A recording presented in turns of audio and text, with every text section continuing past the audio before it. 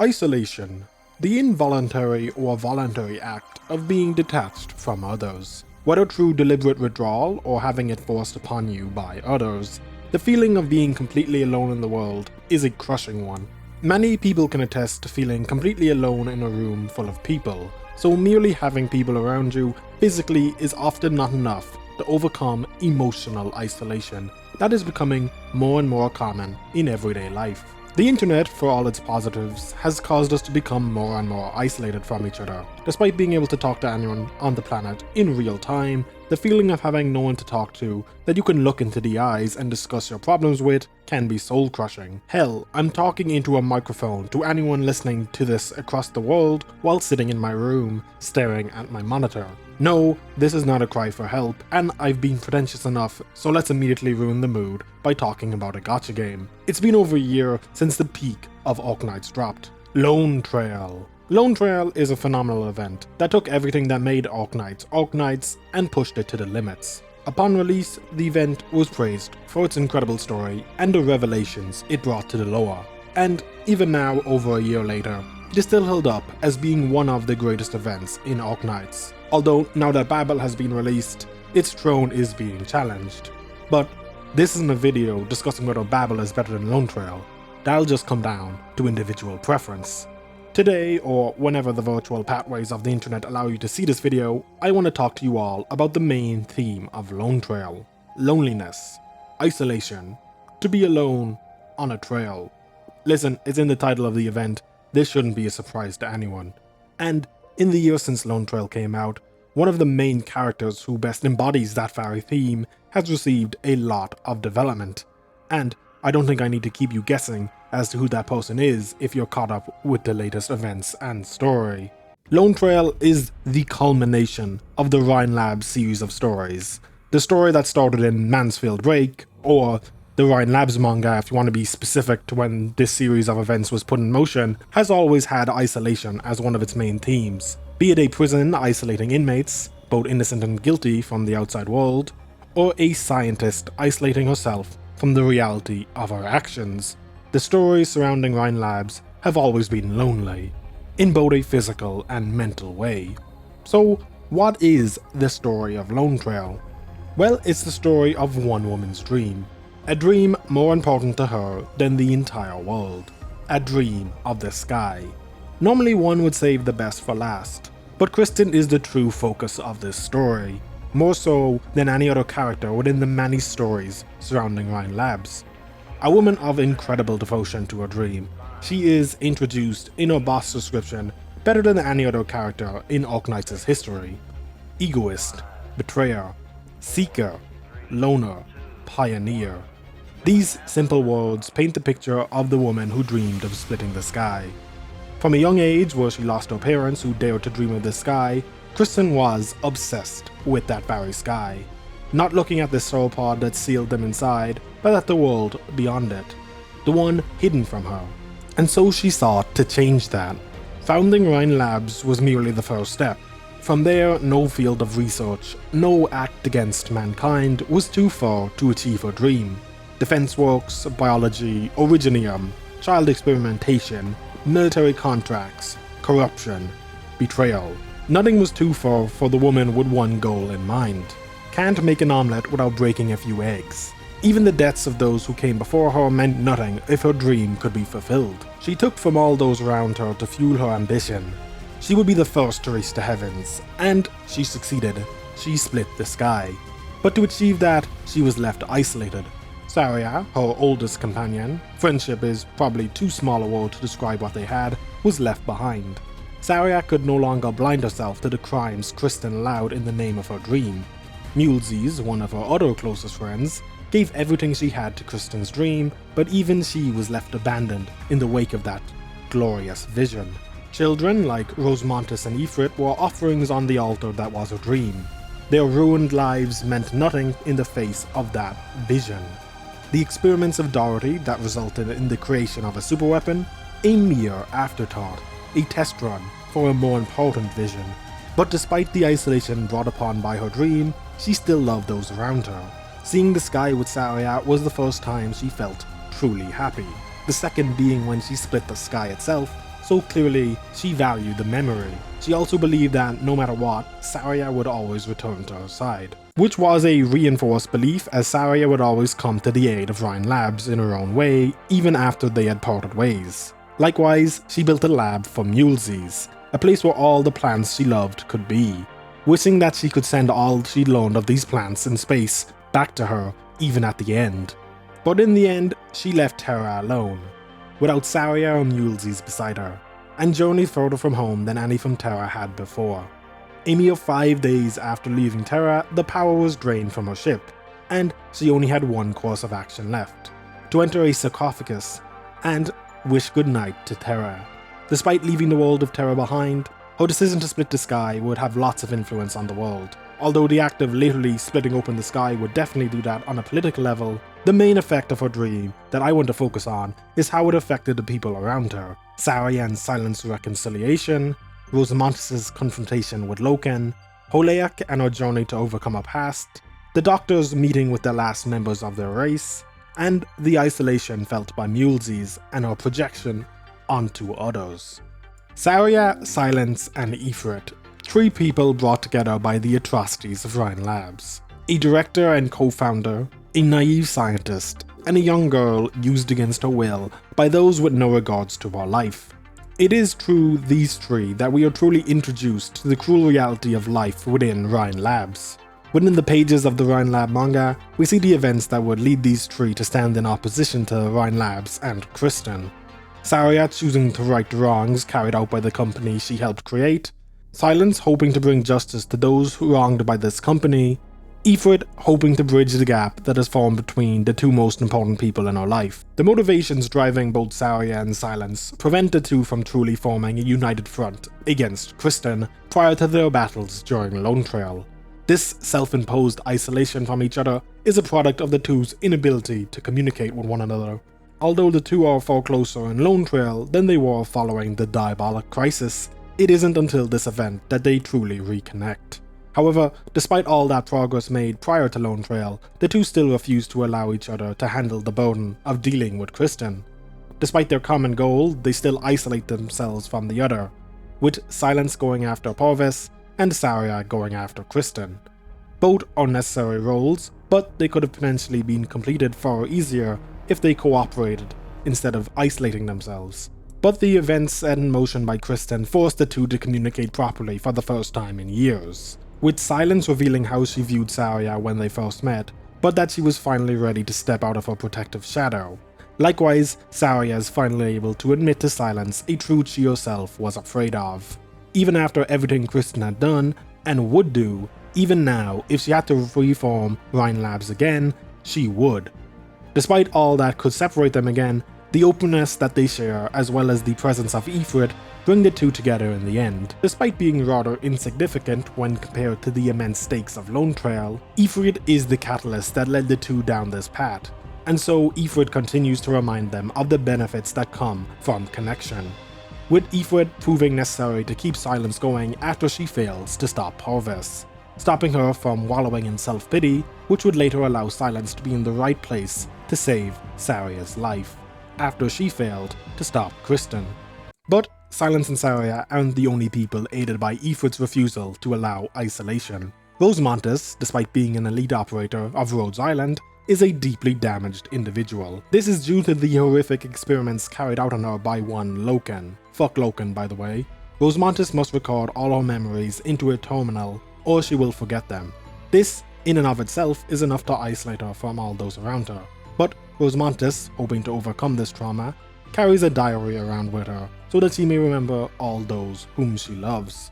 From elite operators like Blaze to the deceased elite operators like Scout and Ace, every person whom she cares for is recorded.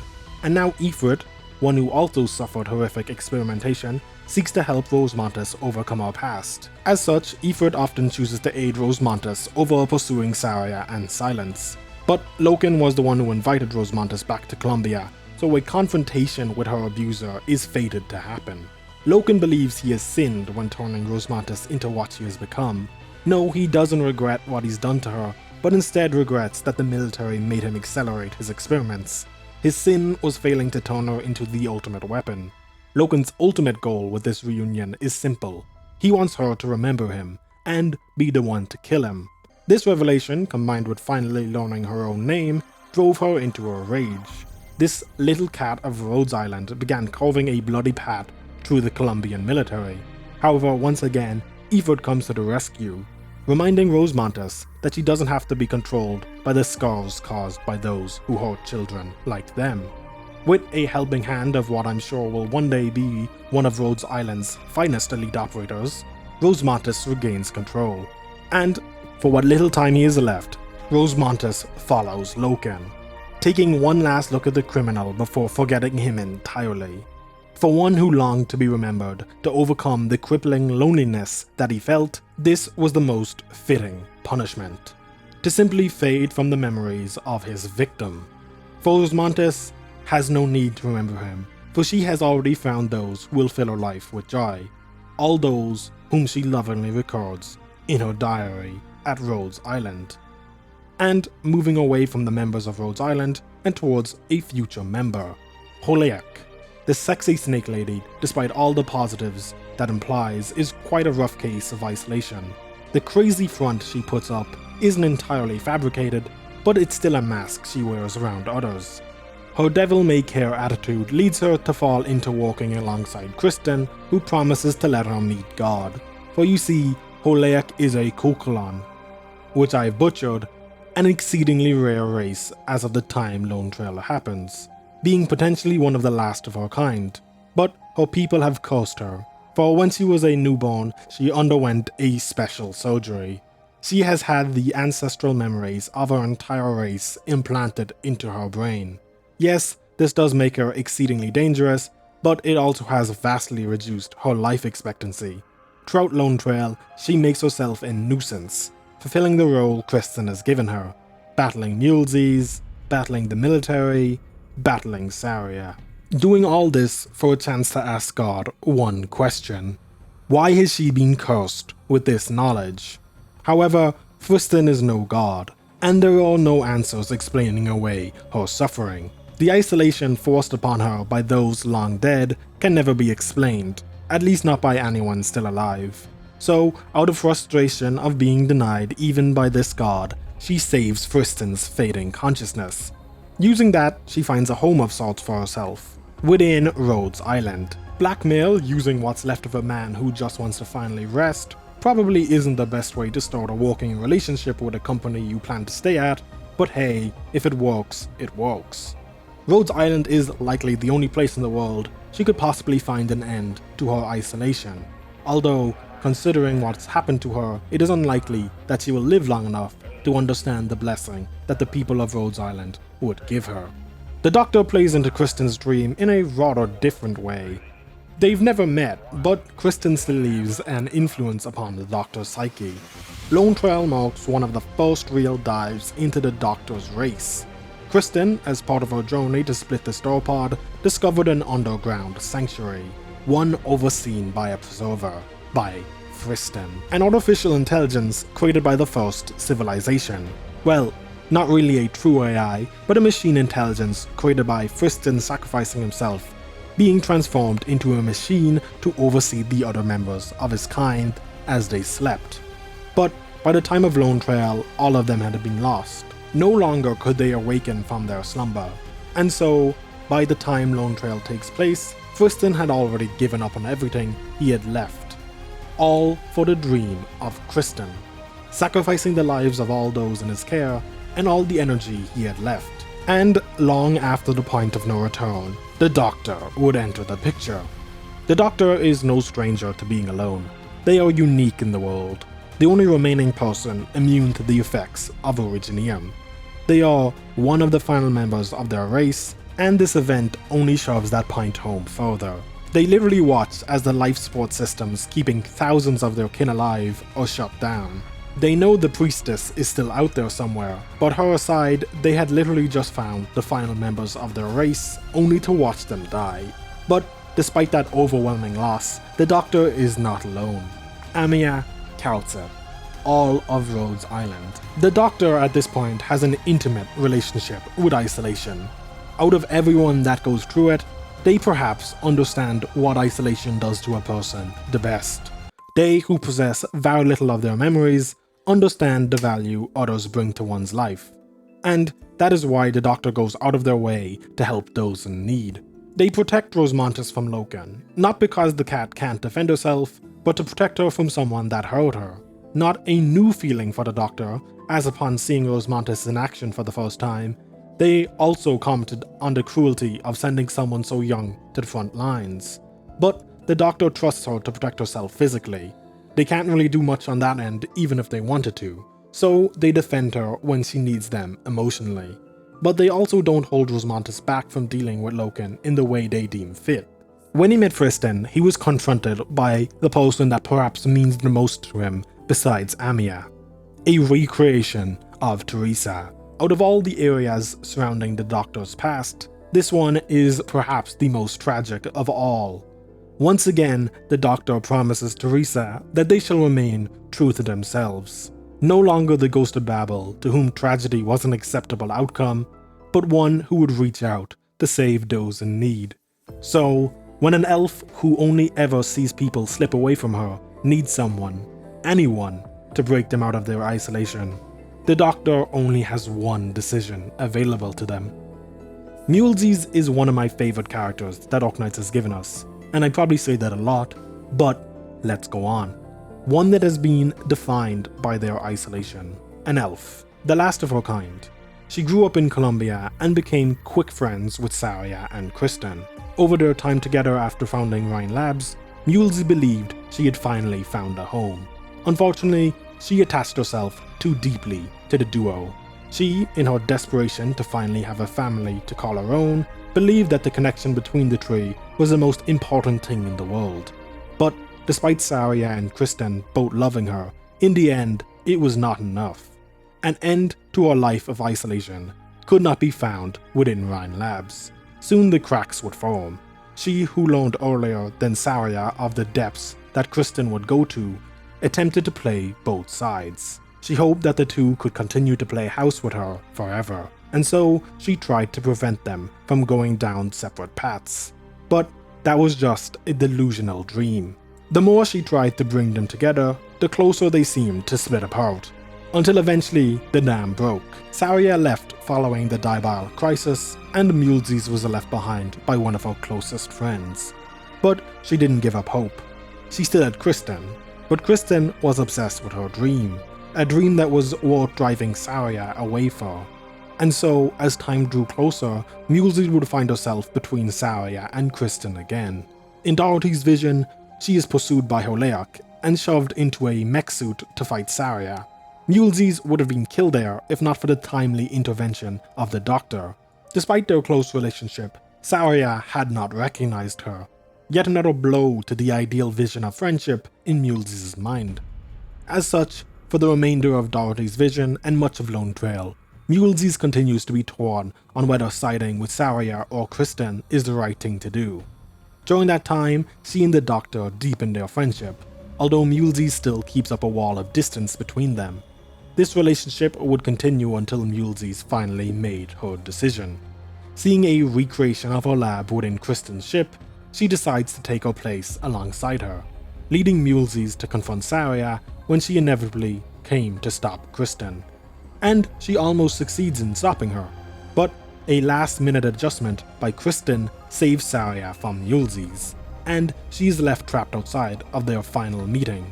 This is soul-crushing for her, as the two most important people in the world to her have seemingly abandoned her at this pivotal moment. It doesn't matter that both Saria and Kristen only want to protect her. In her mind, this was the confirmation that Kristen and Saria didn't care about her. But when Saria falls from the sky, Muelsyse still uses her power to cushion her fall. But after that, she resigns herself to death. Kristen is gone. Saria is too injured to even think of helping her. So in the end, it is the Doctor that comes to save her. Finding Muelsyse in the process of killing herself, the two have one last heart-to-heart. Muelsyse reveals that she had found other elves before, up in the north, deep within Sami, but she couldn't fit in. Not because they rejected her, but because on a fundamental level, they couldn't provide what she needed. Despite there being more elves out there, she doesn't have a place among them. She's alone. And now she doesn't even have Saria and Kristen. But the Doctor understands isolation like this. The first members of their race that the Doctor could have met since losing their memories are all dead. So, in the Doctor's own words, being alone is a type of strength. And so, they alone will always reach out their hand to others, offering Muelsyse not an end to her isolation, but a chance at a new beginning. And so, even in future events, like the ride to Lake Silbanahurs, the Doctor and Muelsyse continue this friendship. You can consider it a ship if you'd like, and I wouldn't blame you. Muelsyse do be peak waifu material. But, at the very least, a crack in the isolation that she feels has been made, and with all those within Rhodes Island and Ryan Labs, she will hopefully find a family that can truly end this isolation for her. She no longer will have to feel abandoned, because at the very least, there is one person who will always reach out their hand to her. So what did any of this have to do with anything? If not even godlike machines can escape the crushing reality of isolation, what saves the characters we follow from this despair? Dreams and community. Kristen's dream in many ways marked the end of isolation felt by many of the characters. Rosmontis found closure she never knew she needed. Saria and Silence could finally place the past behind them and for the first time travel down the same path together. Muelsyse finally found a companion that would help her overcome her feelings of abandonment, and in the end, the dreams of what some would call a mad scientist lit the way forward for the people of Terra. Despite all the dangers that could come from her actions, the future possibilities created in the aftermath will be worth the risk, even if she herself is no longer there to see it. I don't really have a grand conclusion in mind for this video. I suppose I could have talked about Ferdinand, but simply put, we do not care. Besides, this was more of a musing on an interesting theme rather than a lower deep dive, but I hope you found it interesting regardless. Maybe you just watched it all so you could accurately leave a "just put the lore in the bag bro" comment. Either way, I thank you for coming to this ramblings, and I am leaving that shit in. Fuck you, microphone. Abyssal Hunters are up next, so I'll see you all then. Y'all, be good people, love your mother, kiss her goodnight, tell your friends that you think they are submissive and breedable, and I'll see you in the next one.